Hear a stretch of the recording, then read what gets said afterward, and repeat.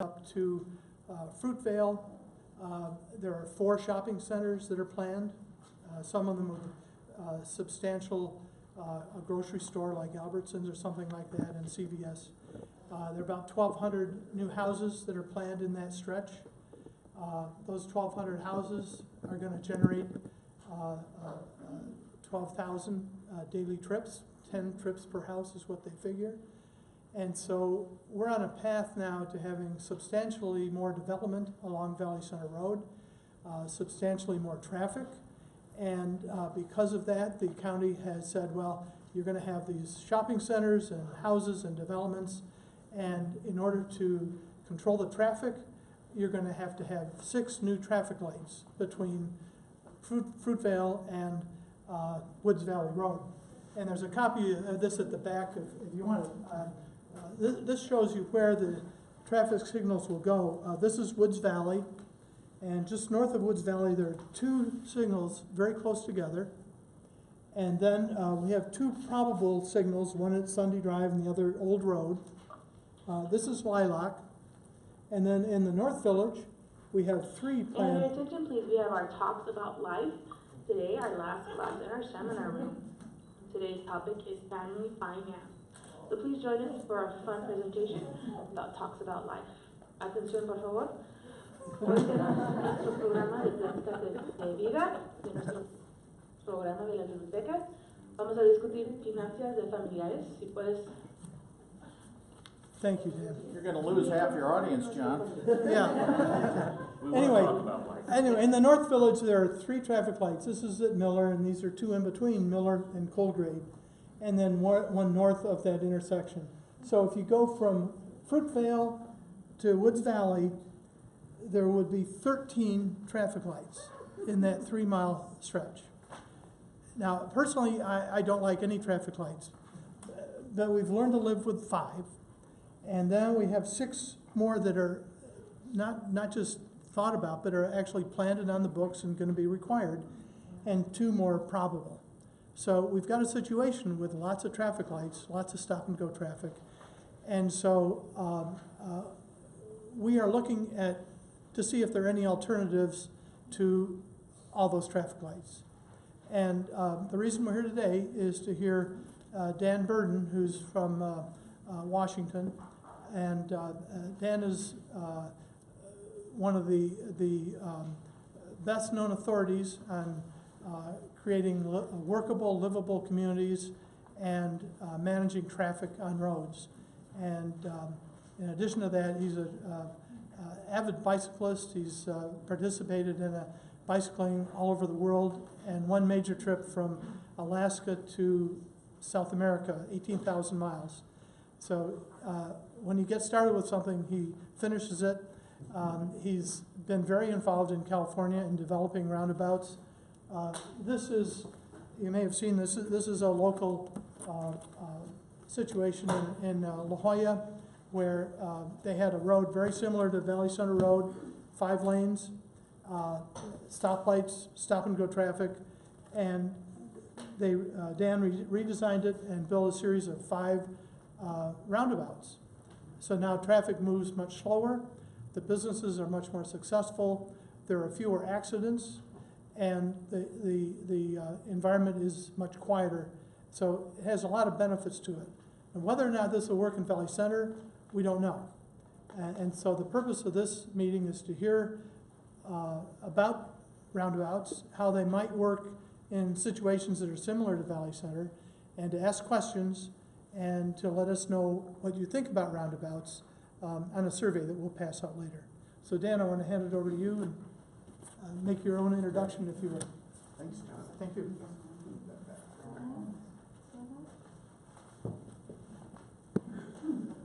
All right, thank you. What a wonderful turnout.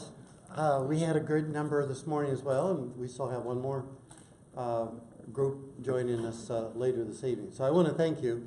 I want to just ask a real quick question. How many have lived here more than 5 years? And keep your hands up if it still applies. 10? 15? 20? 25? 30? 35?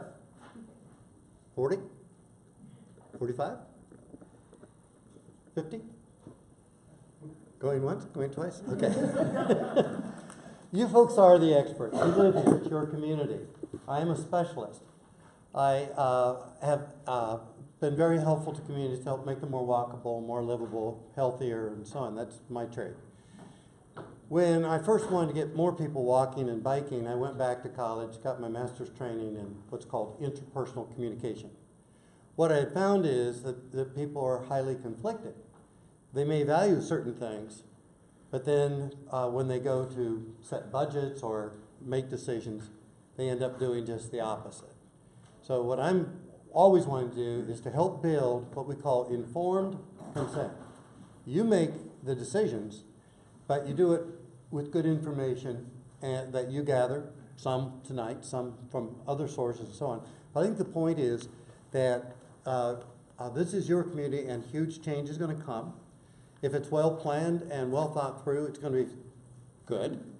You're going to protect and preserve the best of the past as you go forward and create some other opportunities for the community. But it's got to be something you remain friends. And that's what my greatest hope is, that everyone who's here already cares about their community, and that's why you're here. And there will be different opinions. I know that.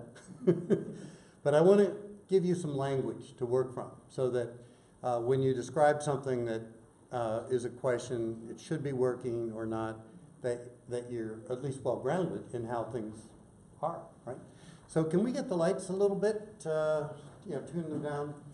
And I'm going to set the discussion based on elements that are already in your literature, that there is a desire to keep traffic moving, and if not moving, better than today. And you can do that. But imagine 13 intersections that are signalized, and the traffic won't move like it is today. But the throughput, that is the amount of delay time, can be held to a minimum if you pick the right tools and design them well. The beauty, the elements that are going to help assure that you retain the natural and other qualities aesthetically that you want. All these are things that are available based on what you design. So I'm going to start with the whole concept of values and start with the gentleman in the left panel. And I'm going to assume that his values include family, safety, security, a thriving set of stores so he doesn't have to go to somebody else's town, all the things that matter to him. But I want to remind you that he's standing in La La Land. That's Disney World. The real world became something very different. We all sit in our cars more than we would like. It's the most stressful thing anyone does all day. That's been studied and so on. We make our streets wider and wider, and we end up with having to rush our children across the street or drive them somewhere and add more traffic. And we come into most people's towns and there's no sense of place or character. It got lost somewhere along the way. And then we get older and we realize we failed to build the infrastructure so that we can stay healthy. This scene, you can see the sign says to walk. But nobody's walking, and there are sidewalks. There are also bike lanes. If you hit this traffic at about this time any morning, you will sit in that traffic. You can't even see the end of the traffic. You will sit there for over 20 minutes at one intersection. And the reason is we didn't provide for the alternatives. So there's only one way to get anywhere. That's, by the way, is the final approach to the high school in Maui. So think about that. This isn't one region of the country. We all are seeing a growth in traffic that has been fairly phenomenal. And indeed, imagine, for example, an emergency responder needing to get through here. They can do it. There are some tools to help them do that. But this is what Parker, Colorado became because they didn't create enough street connectivity. They didn't do enough things to plan their community for the future. So they end up super loading their road and widen it, and it still fails every day about this time. So I want to get into street connectivity because this is not just about what you do at an intersection, it's what you do to keep traffic away from intersections. You're at a point in your development as a community where you can make some very conscious decisions about your street network. So, long time ago, all streets in America were laid out this way. The streets were well connected. Could have been a grid pattern, anything. We mixed the uses. And so you rarely went out to the big busy road. But then we switched everything shortly after World War II, and we created disconnected neighborhoods. We separated all land uses. So anyone who, say, lives here and wants to get to school has to come out to the big road, whether they're walking, biking, or driving. They now have to have bigger intersections. The quest, or the goal, for Center Valley should be get back to where you have really well connected streets so that you don't always have to go out to the principal road, and that works for everybody. When we get into an emergency response time, in this community I found just a 300-foot gap. That's a football field. And in that gap, the community came out to stop the fact that that connector could have been made. And so the fire service in this case has to drive an extra mile or a mile and a half, depending on how you want to read this, to get to people that need the service. And right now, you've already got some of the kinds of response times you don't want, right? Am I correct on that, Jim? I think you're up to 11 minutes. And that's a long time. Every minute, a fire will double in intensity. And after a certain number of minutes, bringing back that human heart is not going to do a lot of good. So the fire service is on the side of more street connectivity. Now here's the interesting thing for a developer or people who end up paying for roads through whatever system. When you add more streets, you're not adding more pavement. You're just adding more options. And indeed, the more connected you are, the fewer times you have to go out and strangle at an intersection and so on. So a very, very important point about how we build network and capacity. I also want to make this real life. This is Chico, California, Nord Avenue, a project we worked on. Those of you go to college in Chico? Anyone here ever hear of Chico? Okay, just checking. This, I believe, is called Columbus, and it comes down and does this job. And because of this disjointed section, they will get 6 hours of level service set. When we measure levels of service, when it becomes a total parking lot, and many intersections become that for 10 minutes or 20 minutes a day, you don't want that to happen 6 hours a day. And so what we worked with the community on and proposed is to put in some added network. And with the added network, because it made so much sense in this case, we designed the roundabouts so that traffic never stopped. Didn't matter what direction you were coming from or which route you decided on, the roundabouts kept the traffic moving. And also it created a wonderful template for a good quality development, village style, to then greet the street and work. So it added about 400, clear on up to 800% more value per acre to the land by making it more accessible.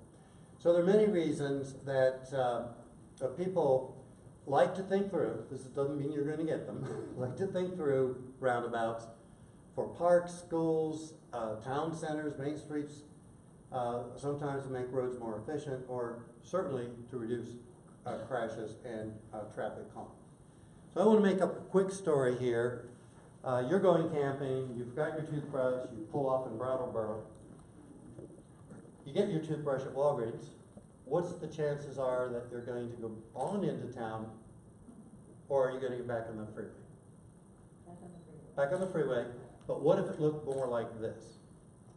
So one value to a roundabout is it creates an authentic gateway, and it helps draw people into a town that might otherwise just pass through.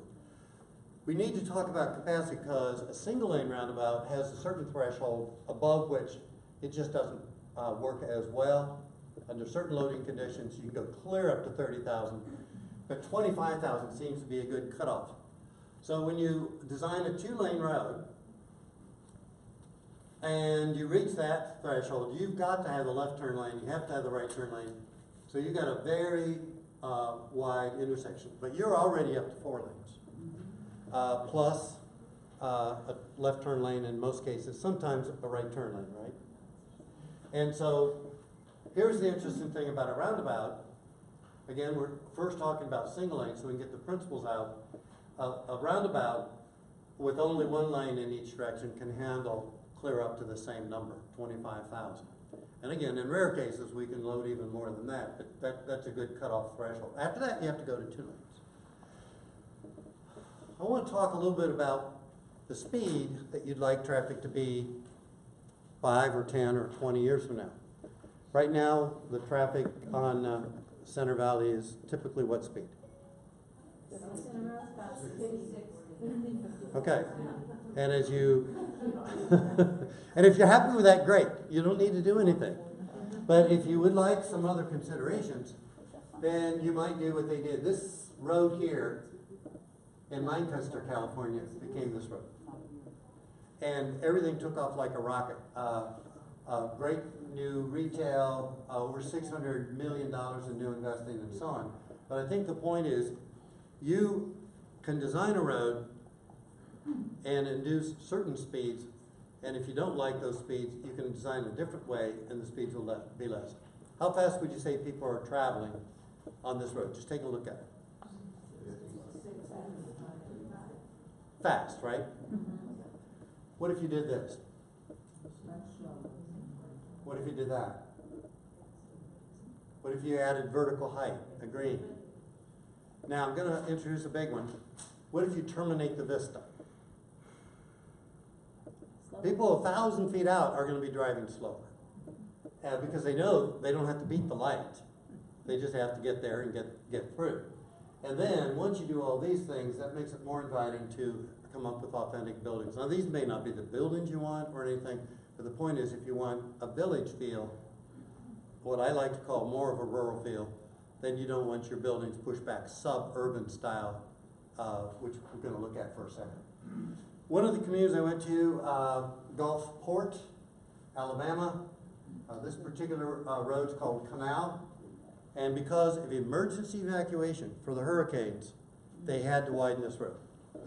And so what they had proposed, and I did a little photomorph just to show them what it would be, widen the road, and this is real, this is what they were about to build. And I kid you not, the traffic engineer who was sitting in the front row, and I knew her, kid, she started to cry, and I'd never seen a traffic engineer cry. I said, kid, why are you crying? She said, Dan, this is a done deal. This has already been worked through the state. I said, was this what you want? And she said, no. I said, well, it's your opportunity. So Kit and the community went to the state, and this is what they're going to build. One of the benefits of roundabouts is they'll move 30 to 50% more traffic in the same number of lanes. But now they can build that authentic village feel. And for them, this is like a home run. One of the early roundabouts in Washington State, I'm from Washington State, I don't want to confuse that with the other place we call Washington.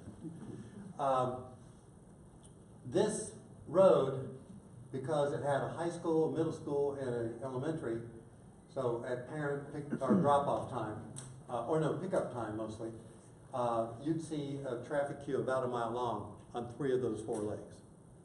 And so the city had courage, and they introduced the very first modern roundabout in Washington State. We're now up to over 200 with about another 150 in design. And this is my first roundabout preceding the one we launched in Washington State. I was working for the Florida Department of Transportation at the time, and I was asked to come down. They were getting a fatal every year and a half. 18,000 cars have to move here. This is a federal aid road. And mostly it was pedestrians who were dying, but motorists were killing themselves too. And so this is what I proposed. This is the actual constructed intersection. We'll go up to the air so you can see. The trucks just roll through fine, but that truck would never be able to do a U-turn here. That truck would never be able to turn left. They don't need to because the town's well gridded, it's well connected. What was really cool is this roundabout, slowing the traffic down and creating an authentic place, kick-started the entire downtown. That's what it needed in order to start the retail life of that town. Here you can see it from the air. And this is why the fire service approved it, because they had a good grid system in the street, so they could come in a block early, they could go in a block later, they could not turn left here. And they knew that, but they said, this is gonna be a benefit to us, and they approved it, but we worked with the fire service to get that in. So, again, this road handles 18 to 20,000. You're slightly above that. Right now we think 24 is a pretty realistic number. So you're probably above the threshold of a single lane roundabout. You're either at it or above it. And over time, the roundabout I showed you in Washington State, the traffic queues basically went away. The highest number of cars I've seen stacked there at any given time is like 6, not a mile long. And now it's very attractive, and they have 7 roundabouts, not just one. They put in an entire string. The roundabout here is a larger one. It's in Golden, Colorado. It's part of, I think, 4 in this little corridor. And the interesting thing is these were built during the 1989, I think it was, recession. This is the only corridor in all of Colorado that made net profit during that recession. And it was because people had easy access in and out of the stores. So that became very important. Ridley, California, we did a study of these. What I'm about to show you was not built. But we did an analysis. We looked at all the signals. We ran many trips to come up with the average time to get through town. I think it was somewhere around 4.5 minutes. It's not a big town. And once we did that, we then did the calculations based on roundabouts, and we would shave 1.5 minutes off of every driver's time. And that's the point about roundabouts, is you never stop. And as a result, your total trip time is less. We've proven that in quite a number of places where we put in the strings. So the idea is you start with the actual feature. Over time, you're able to build buildings. And the cool thing is the buildings now can be very close to the intersection, and driveways can in some cases, they can actually be in the intersection because they are far more benign. The big reason people go to roundabouts is for safety. A standard intersection, either 4-way stop or signals, the motorist has every single one of these conflict points, and you can probably figure out why and where you have those kinds of conflicts. The pedestrian also has a lot of conflicts. They'll have 24, 6 per leg, while the motorist has 8 per leg. And now if you go to a T intersection, you drop the number of possible vehicles quite a bit. It's interesting, it goes up for the pedestrians.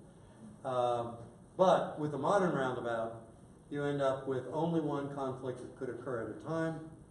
The really interesting result is they're all low speed, and as a result, crashes come down about 50%, personal injury crashes come down 70%, and fatals typically come down 90%. One reason that pedestrians prefer low speed is it's far better to get hit at 20 miles an hour than it is at 40. And it's just true. This is truly your chance of dying hit at 40 miles an hour is pretty intense. One of the questions people always ask is, well, if people are going to drive slower, are we going to be able to handle our capacity? Here's the cool thing. People driving 40 or 50 miles an hour are draining you of capacity. Once you get down to 30 miles per hour, that's the sweet spot. That just all the ways traffic works, 30 miles an hour will move more vehicles through an area than 35 or 40 or higher. And the same is true of going down. As you go down, say, to 25 or 20, you're going to lose some capacity, but nowhere near as much as if you're going 40 or 50. So I'm going to start with San Diego, Bird Rock, which is where we introduced one of the first strings of roundabouts in America. The road used to look like this, as you saw in the poster. Today it looks like what you see on the right. This is the setting. Bird Rock, La Jolla Boulevard, which you see here. One of the things the neighbors thought is, well, if we slow people down on our big boulevard, they're going to peel into the neighborhood. And although we tried to explain to them this would be a much longer journey, they could do it. It just, they were all four-way stops and things like that. It's just not likely to happen. But on this side, people are a little more concerned, and so we put in a couple of mini circles through the neighborhood. They appreciate the mini circles, but no traffic leaves La Jolla Boulevard. It's still the most direct route for a person to travel. So it used to be 78 feet across. Pedestrians used to have to wait sometimes 2, 3, 4 minutes to get across. And motor speeds were up in the upper 30s, if not the high 40s in some cases. After the roundabout went in, this is a typical crossing for a pedestrian. It's 14 feet. The motors are moving typically at this stage somewhere around 18 down to 12 miles per hour. At that stage, motors have a very high desire to yield to pedestrians. So this is the before, and this is the after. This is the before, and this is the after. Retail life improved roughly 30%. New buildings came in, and it's considered a very bustling economy today. Here's one of the great things I love. The noise levels dropped about 77%. Huge. Long's Drug came in, and I was chatting to the manager one day. He said, our company would not have come here with the higher speeds. We wanted the lower speeds. We wanted to be seen. We wanted easy access into our building and so on. Now let's talk about the two-lane roundabouts, because you're far more likely to build two-lane than single-lane. There may be some places you can get by with singles, but all that has to come in a future study. We have to know your numbers and your projections. So a two-lane roundabout, if we could build one here, would be a huge win. This is a racetrack. It's also a casino. And you run races here, I think, easily 15 days a year. And when they run them, they have to hire like 40 police officers just to do their best to get people exited, and it takes 2 hours. So we've proposed for them to go to a two-lane roundabout. I think you can see as a pedestrian, it's still low speed, and but you have to cross 2 lanes, not one. And the typical rule is if you're just going to exit soon, you stay in that lane. And if you're going to do a U-turn or come over here, we'll get in the center line. You'll have fewer crossing maneuvers. And likewise, you could do U-turns, you could do almost anything. But the point is, people are given that information before they get to the roundabout. If you want to exit on the street, stay in the outer lane. But if you want to go straight across or whatever, get in the next lane. And it's pretty well understood. Another one, this one in Davidson, North Carolina. You can see again, they're building the buildings, footprints right up to the intersection.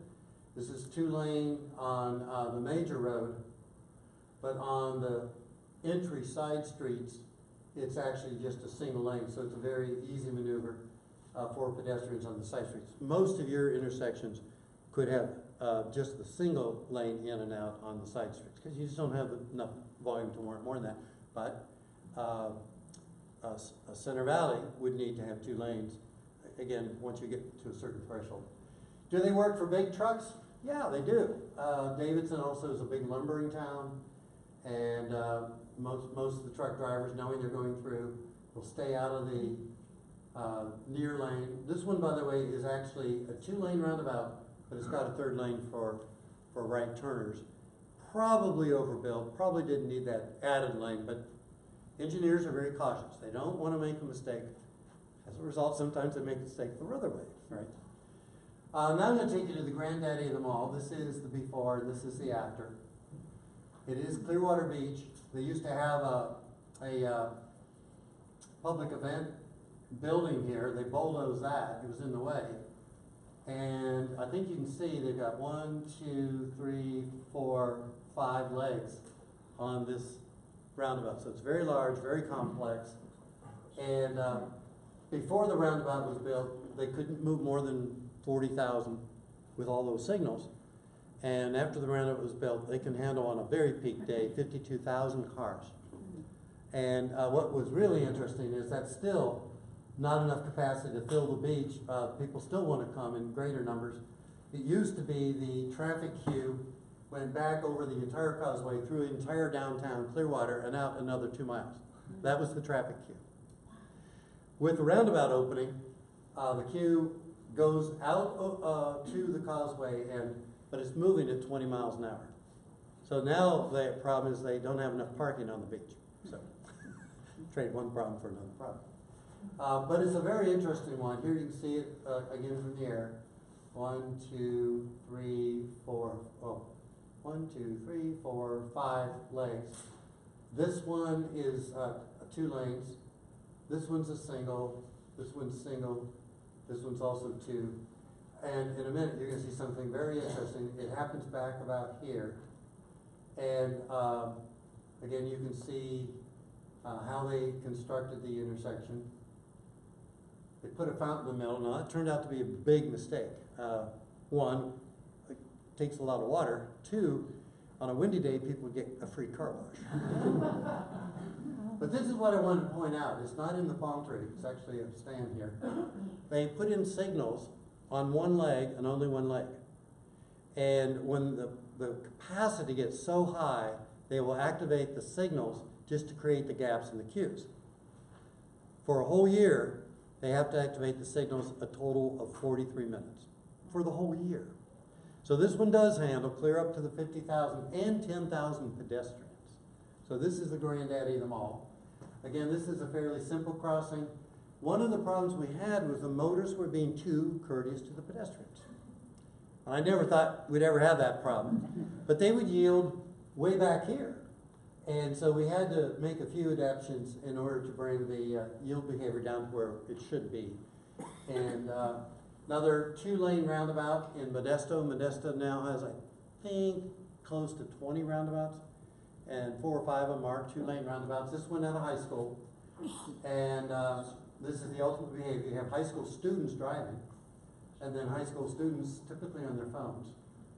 And yet the yielding behavior is quite good. And again, I wanted to share with you some of the 2 lanes. Just last week I was in Gig Harbor, Washington. They have 5 2-lane roundabouts. This is one of them. They've got elders living here. I think just down a little ways there's a big Costco and a Target and so on. And so they get very huge surges of shoppers. And this is our design team taking notes. But again, these 2-lane roundabouts were working wonderfully in this area. I want to also talk a little bit about the parts of a roundabout. So when you're saying, do we really need a truck apron or something? The answer, by the way, is yes. This is a truck apron. And the reason it's there is if you handle semis, you've got to allow them to get through.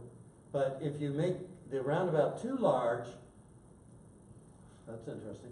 If you make it too large, then the motors will speed through. And that's the purpose of the truck apron. Just a little 2.5 to 3 inch rise. This is called a splitter island. This is what sets up the geometrics. And of course the crossings. And I'm going to show you something interesting. This is a bicycle roundabout. And so if you're bicycling and you're with your family, you'll probably do something more like this to make your left-hand turn. And you stay in motion virtually the whole time. But if you're an athletic cyclist that knows you're going the same speed as traffic, what's the big deal?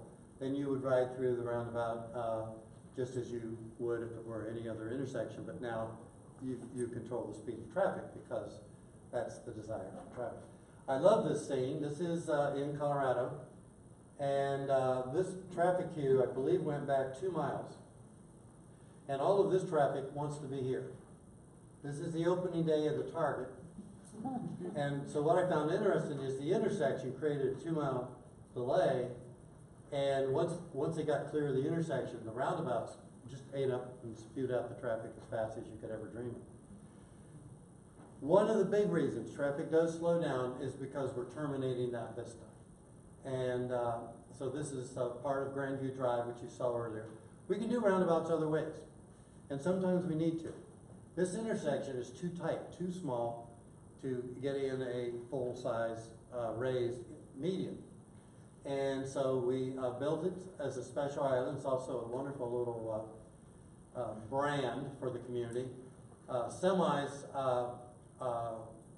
whether they're hauling something or not, they can go around it without getting into the apron. And the same with the fire service. But when they need to, they just go right across the top of it because it works.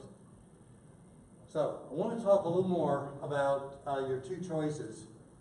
Right now, if you just follow normal San Diego County practices, you'll have all your parking lots out front, you'll have all this kind of a noise and distraction.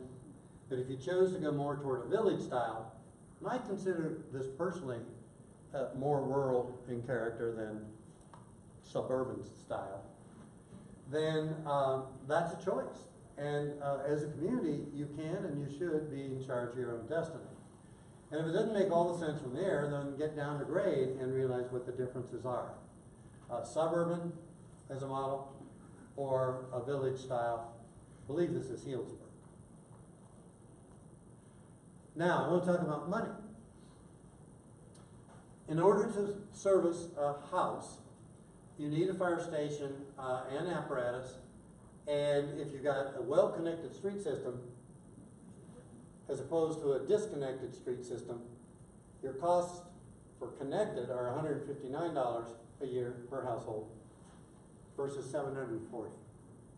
And that's another reason why I think in concert, the fire service would like to have connected streets, more choices, more opportunity.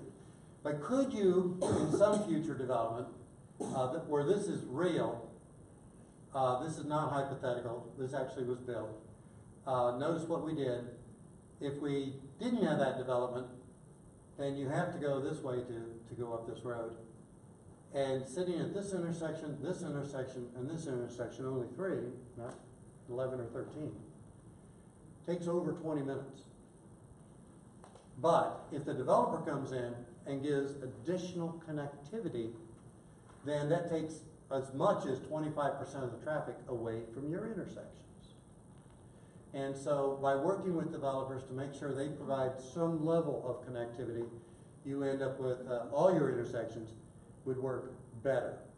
And it also gives you backup for that time when you're going to have a big fire and you need to get horse trailers and apparatus in and people out. All that can take place. My first project to actually do what I just showed you was this project. It's in University Place, Washington, which was nothing but strip. Population of 30,000 and not a single town center element. And so all this is just asphalt and buildings set back everywhere. What the town did is built one roundabout here so that they could intercept all the traffic and send it down to another intersection with the roundabout and do that on this side as well, so that lightens the load on this road happens to be Bridgeport Way. The town also bought up all this strip, acquired all the land, and found a developer to rebuild it into a village square. Another point on street connectivity, because there's no actual connection across here. You can see their streets, but they don't go across. Because of that, a child living here would have to be driven and tie up all kinds of intersections throughout the entire town just to get to the same destination. And then if the parent wants to go back, well, tie them up twice. Instead of something simple like this. You have those options. This is one they did for Sammamish. Sammamish realized how important street connections were. They worked out all the details. They went through an area they had to actually build a bridge. That's exactly what you would need to do in 19, I think it is, right?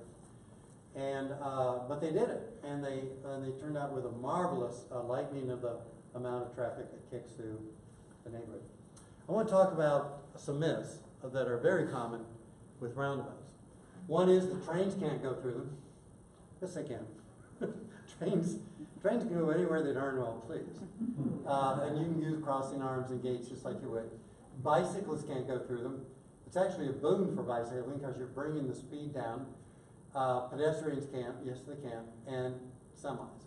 So I want to, So roundabouts are designed to slow the traffic down through the neighborhood here.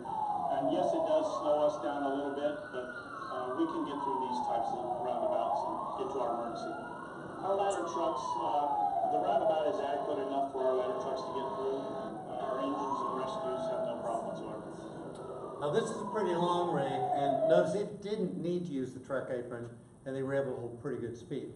But that's something that has to be worked out in design. And again, if we can get it to where everyone can stay in there, that's fine. But if motorists are going to have a break and can go faster, then we need that truck apron to be operational. I think it's also important that we recognize that everyone wants to have full access for our emergency responders. And that means we really address all of their needs, and anything we do would be done in total concert with the fire board and the operators of the equipment. Once again, in Manitou Springs, Colorado, we took out 2 lanes, and the fire service, as I said, can either go right over the top, code 3, or they can just go across the face, and they have absolutely no problem with that design. When you go to a next stage, assuming that that's something that as a community want to do, what you would want to do is put together a master plan that is highly graphic, something that you give all the input in. This is one we did for Fells Parkway in, I think it's in New York State. And we designed every one so everyone has an idea how it would affect their property and or their route of travel. The flip side gives the whole story, explains how everything works, and so everyone has really good and clean and graphic knowledge. How are we doing on time? We got about 15 more minutes. Oh, we do, okay. This is the first modern roundabout at a school. It was put in, I believe, in 1986. There are now over 150 school roundabouts in America. It's a better way to control the behavior of the parents. And it is, it just is. They could do U-turns, and that's great. After they've dropped off a child, that helps. And but this is the biggest road in all of Montpelier. And it works extraordinarily well. Here you see a school, and then its modern roundabout. And again, look at the short crossing distances for a school child. It's a perfect place for the school crossing guard to bring the children halfway, and then when the traffic is clear or stopped, then the children exit, as you see here. Size of the roundabout, and then the actual crossing. And another myth, and this is an important one to understand, is what is called imbalance loading. And it's a pretty big myth. I know who started and how that person came by it. But the myth is that side street traffic won't be able to get in. That you have so much flow on your dominant stream, in this case 21,000 cars a day, that they'll never create a gap for the cyclist or anybody coming in from the side street. And it just turns out not to be true. So I went there on the busiest hour, the busiest day of the year, and I tried it many times, and I always got in under 40 seconds. With a signal, they couldn't have created gaps that frequently for side street traffic and moved 21,000 vehicles. So we busted that myth.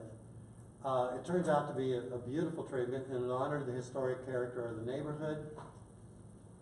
And they even have a train track with very long freight trains within about 200 yards.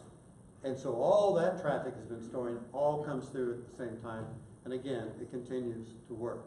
There are things the engineers watch out for, but they are now shying away from the myths.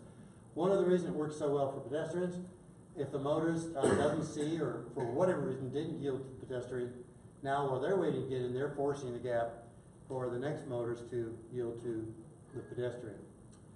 And again, they can be many different shapes. This one happens to be in a park, in Stanley Park actually. And again, the various features that you see, all of which make it very pedestrian friendly.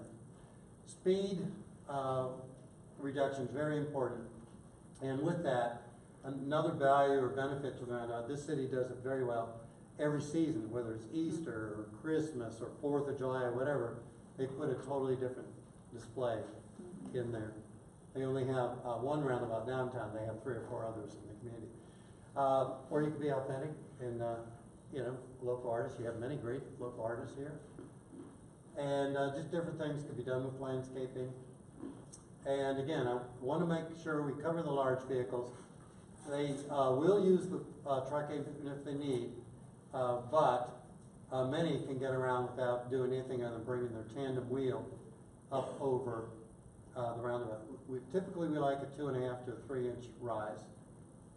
And again, the cab stays in the main lane, but the rear wheels will come up on the truck apron when it's necessary. This one's a little flatter than we normally build, but it's a very gentle taper for the vehicle.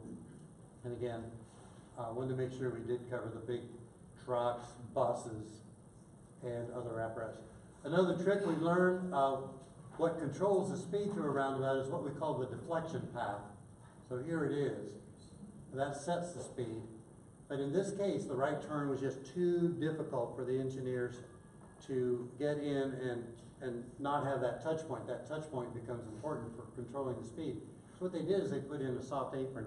So a large truck coming in still has a way to get in without climbing up on a curb. Bicyclists, do we have any bicyclists here tonight? Okay. Bicyclists have a choice. This one we built in Olympia. It's a 2-lane roundabout. And in this case, we built the bridge and the walkway over the bridge so wide that you could stay on the walkway and then re-enter the bike lane, or you could use the sidewalk coming up. We also built the sidewalk coming up pretty wide, so the cyclists have a choice. You can see it for its whole profile here. And La Jolla, I see more bicyclists using the lanes than I do. In fact, I don't think I've seen one on the sidewalk other than maybe a family on the sidewalk on bikes. So, I think this pretty well covers everything. Can we go ahead and get the lights? We want to allow plenty of time for questions, ideas, comments. Did we cover all the things you came to hear about? I have a question. You say that we can move more volume of traffic slower. Can you explain? That's sort of counterintuitive. It is counterintuitive. Can you explain how that works? Yeah. So a signal has to use timeshare. So you've got, let's say, one leg is open and now you shut it down. While it's being shut down, no other traffic is moving. And then you cycle through, you're going to lose a lot of seconds that way. And then there's just sometimes there's no vehicle coming on that leg at all. And so because of the signal, you're stuck there, and yet there are gaps and so on. So that's why, and the number's pretty rock solid, anywhere from 30 to 50% more movement per lane. At 30 miles an hour. Also, if you're going faster, there tends to be more distance between cars. That's one of the reasons why we say the peak capacity is at 30. At 35 or 40, you have to have some distance between you and the next car. Otherwise, you're going to create a crash and it'll shut down the whole system. So many drivers won't allow what is supposed to be allowed, but still that accordion effect works. So if somebody, and this is a phenomenon we see on every freeway, every time it gets close to capacity, you're following, or no, somebody else is following you too close, right? And all of a sudden, you have to touch your brakes because of something the motorist in front of you did. That will ripple back miles. And I've watched it in Seattle many times. I say, why is the traffic going 8 miles an hour for 10 miles, right? It turns out somebody tapped their brakes and created that accordion effect, and it's just real. It's a phenomenon that we get into when we get to very high capacities on our freeways and sometimes on other roads. Sir, you had your hand up next. When you did your surveys, did you take into consideration population density? What I'm seeing here on your videos are towns like La Jolla and Modesto where they're impacted by development of homes. Valley Center, and it's Valley Center, not Center Valley. Oh, did I say that? Sorry. Our lots are like 2 acres. We don't have this density. Yeah, we will though. But you have the population. And actually, that worsens your problems because your traffic is so dispersed, people have to drive longer distances for the services. If you had the density, you wouldn't have the kinds of traffic problems that are going to build here. It's just the way it is. When you have light density, people living farther and farther and farther out, you're going to end up with longer trips and therefore more actual vehicle miles traveled per year. I think I saw another hand here. In all of your examples, the roads are flat, they're level. There's been discussions about a roundabout at the corner or the intersection of Highway 76 and S6. And that, Is that a grade? yeah, it's a steep grade coming down. Okay, this grade is 9%. Now you may or may not have more than 9%, but roundabouts do quite well with grade. In fact, they'll do slightly better than standard intersections because you slowed the speed down. The time in which a vehicle will turn over is because somebody's trying to round that curve too fast. So there's a natural slowing. And so we've seen roundabouts, I think, clear up to 11 or 13%. And so grade's not an issue for a roundabout. Thank you for asking that question. Yes? A few beginning slides, you said something about Chico, Chico, California. and you said the LOS was at F before they. 6 hours a day. Before they did the roundabout. Well, they haven't built the roundabouts yet. Oh. So they're still at 6 hours of level service F a day. And they always will be, because to widen the road, they've got 3 lanes now. To widen the road to 5, to buy the land would be $300 million. To buy the land. Yes, sir. Relative to her question and a previous one, I want to point out, as John did earlier, that the development that's cited to come in the next 3 to 5 years along the main route on both North and South Villages will add several thousand homes and several thousand trips. And the county has already said that our traffic pattern will be a level F. They clearly state it will be F. And that means that the delays that we already experienced through town with just 3 signals will be dramatically worse when we double or triple that number of signals. So I think part of it is, yes, we can talk about roundabouts under the current conditions, but what we're really talking about is roundabouts that will hopefully alleviate future conditions, which are going to be significantly denser than we have now. That's absolutely correct. And so when, again, the next level up from just today with just sharing information, when the actual analysis is done, the engineers will calculate what your levels of service will be based on whatever numbers you want to put in. So if you want to say, well, go clear up to 32, they'll say, okay, your levels of service will be this, with signals, with a 4-way stop, or with a roundabout. So that'll be known. So I guess the hope is, or the goal is, that this is just an introduction of That's all. concept to the community. That's all. And that if we can build enough support, then we do a true study that will take those numbers into effect and see what the results would be. Very well said. So today is only to share knowledge and information. As a community, you need to say, well, it's worth it for us to do a study. And then for someone like John or others to go out and find the money. Yeah, the current population of Valley Center is about 20,000. The general plan calls for build out of 33,000. So our population is going to increase by another 50%. Plus we have the casino traffic, which makes up about 20% of the traffic, 40% of the traffic. So if we have 15,000 local trips, we have another 7,000 or 8,000, or up to 10,000 trips to the casino each day. And regarding the density, you're right. Today the density is pretty slim. Most people live on 2 acres. But with the development we're talking about in both the South Village and the North Village, the densities there are 10, 20, 30 units per acre. So much denser than what we're used to seeing out here. But that's what's in the plan. That's what's approved by the general plan, and that's what the developers are planning to build. So our density is going to increase tremendously along the Valley Center Road. Can we slow down the density? Yeah, if you want to fight the general plan, that's something that we've been very successful at doing. So I think you had your end, and then yes. Any studies with respect to costs, not only for roundabouts because you don't have any signals to maintain, Well, what about the motorists, the cost of saving fuel because you're not sitting at a red light? I mean, Yeah. any studies that verify or? There are quite a number of studies, one on the cost of a roundabout versus a signal. They come in, sometimes the roundabout's more, sometimes the signal's more, but they average out most of the time. But the cost of maintaining a signal can be upwards of $20,000 a year per signal, per intersection. You don't have that with a roundabout. So long-term, roundabouts are much more affordable. And you had another question, though. Our fuel costs. Oh, fuel costs, Sitting yeah. at red lights versus continuous to move. Yeah, the amount of fuel that gets wasted just sitting and advancing a little bit and sitting and advancing a little bit is huge.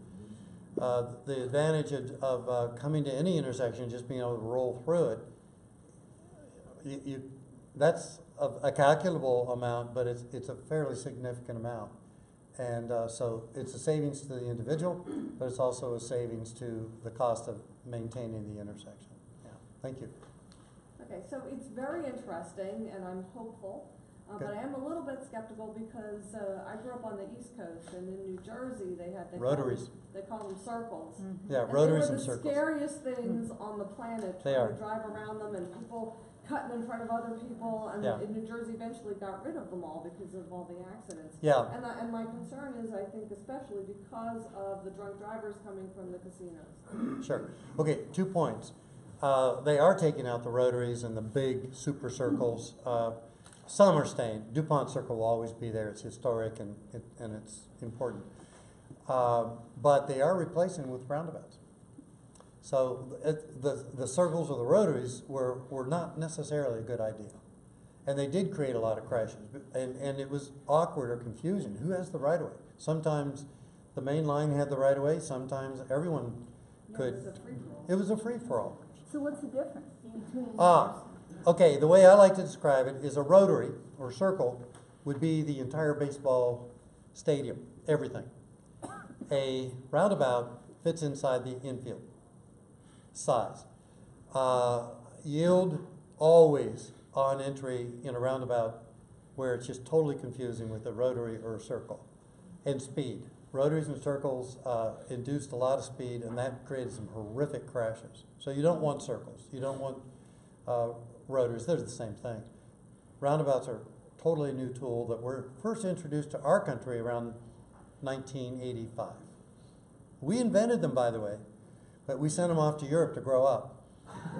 We did. And the drunk drivers?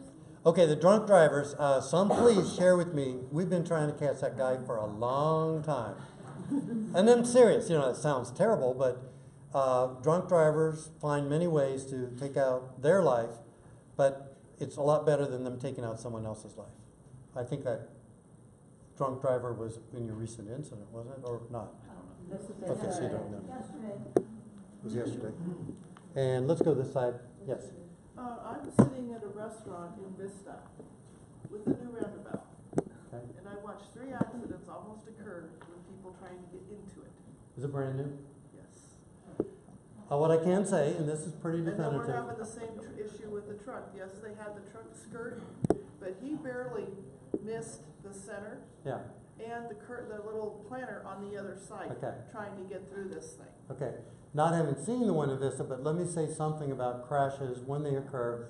It's usually a combination of 2 things. Brand new drivers who haven't learned how to use a roundabout correctly will have slightly higher crashes, but rarely a personal injury crash. And we can misdesign a roundabout just like we can misdesign any intersection. And there are 2 philosophies of intersection design. One we call the British, and that's the higher speed and higher crash producing. The philosophy we follow is the Australian model, which is lower speed and controlling everything much better. And the one I first showed you, the first one I ever had installed in Florida, we went from 1.5 fatals per year to where 30 years have gone by, we have yet to record the first crash.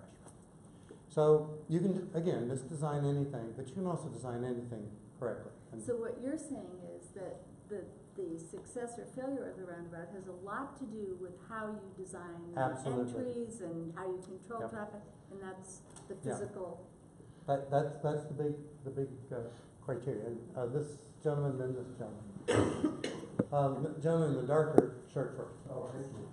No, I really think the roundabout thing, there's no doubt about it, could have been traffic lights, they're way cheaper, they save the developer a lot of money, but they will really slow that road down, it'll crawl, which is what I think ultimately what you guys want to do, just slow it down, it's not even moving. The ideal thing would be a traffic light, where they're synchronized, where we don't sit like an Escondido, sit at every light, look at the green light down the road, with no traffic coming this way, and here we are with all the traffic stacked up here, just to get to the next light right now. That's 1970s traffic light technology. There must be a reason they intentionally do that. But I think the roundabout, I mean, when you talk about 4 housing developments and 600 homes, that road is going to be so packed up and so slow that we're talking another 30 minutes from Escondido back to my house every day. Ultimately, that's what, it's going to just, I think that just naturally having that many homes there, it'll slow up enough. Don't worry about it. Plenty of people. But why do they on earth they're going to put 6 more lights or roundabouts on that road? I don't understand. Well, I think either the engineering study's already been produced that explains why that's important, or it could be further refined. Now, I will give you another trick with signalized intersections. Well, I mean, I know, I'm sorry, so you seem like a great guy, very knowledgeable. Yeah. But really, drive through Birdwalk and see it, it crawls. It's like you can walk down the sidewalk faster. Yeah. It's beautiful. And also, I'm from Chicago. I happen to like it. I'm from Chicago, and there's roundabouts there, and I've seen so many crashes on this. Okay.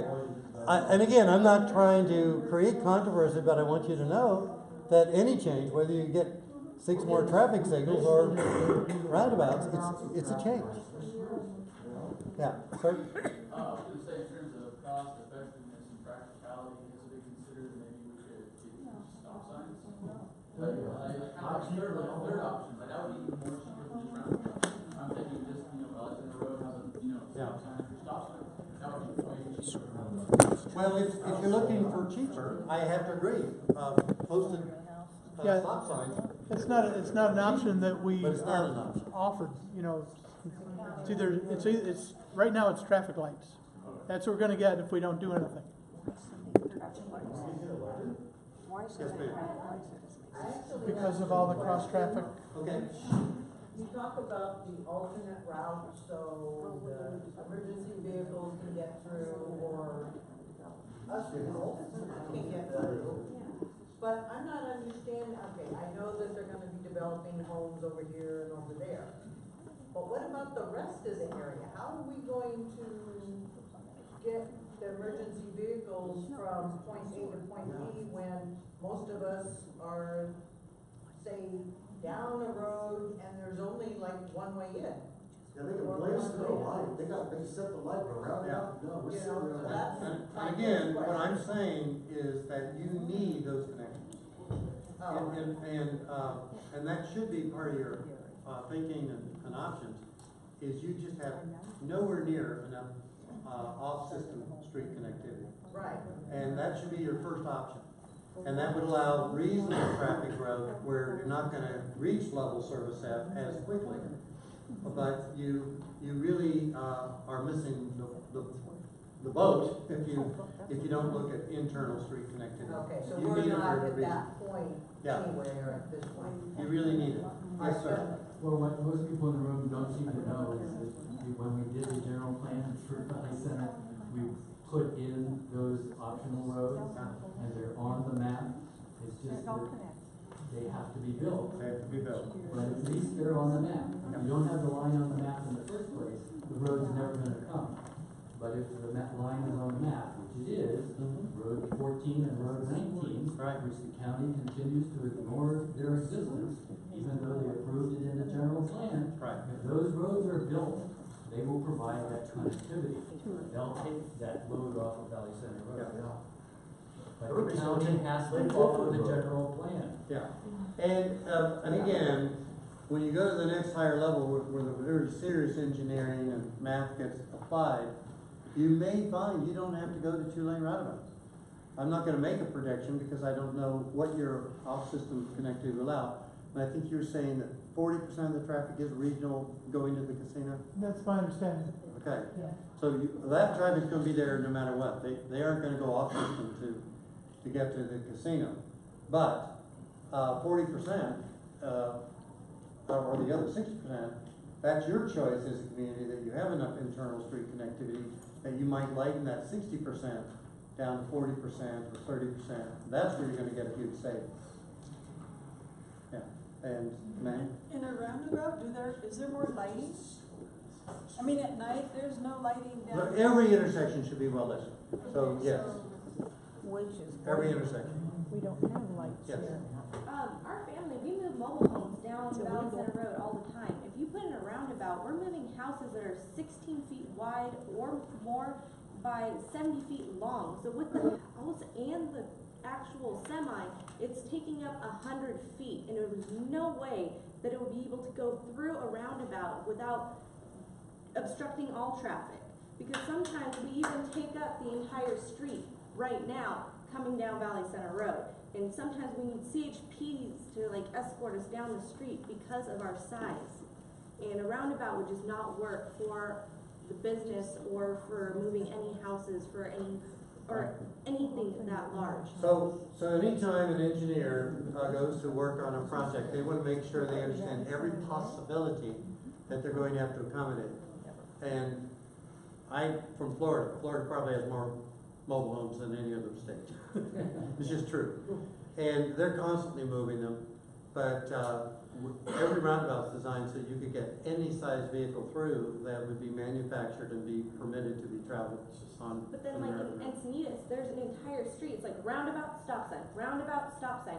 And if you went down that street, we'd be able to get to all the mobile home parks that are right there. But we have to go at least, what, 5 miles out of the way just to go down? Caltrans directs our routes and stuff, and if we gotta go through a roundabout, they're gonna make us go through like a 76 or something, you know? And then we'd have to be going all the way, and it would be costing more in fuel, and it would be costing more for like CHP to escort, and it would be just like a whole hassle. Now, it's good for us to know what your concern is, and it would be accommodated. It has to be, yeah. You've got a business you have to run. Yes, sir. I don't understand something about 2-lane roundabouts. If you want to get into the inner lane, so you're on the left of the 2 lanes that are entering the roundabout, you have to cross the outer lane. How does that, in order to get into the inner lane? Yeah. How does that work when there's traffic going around? How do you get through one lane to get into the inner lane? The 2-lane roundabout, just as you go in, let's say you're in the centermost lane. Yes. And you will stay in the centermost lane, so you're gonna stay in that lane. Then you would need a gap in both lanes in the roundabout, and that's a fairly frequent occurrence. It's easier in a single lane, but people accommodate the 2-lane design. What you don't want, because I've been through, are 3-lane roundabouts. 3-lane roundabouts, there's one in Long Beach, and it's huge. I once bought a sandwich and finished the whole sandwich just so I could see. Well, people always yield to me. Actually, they always yield to me.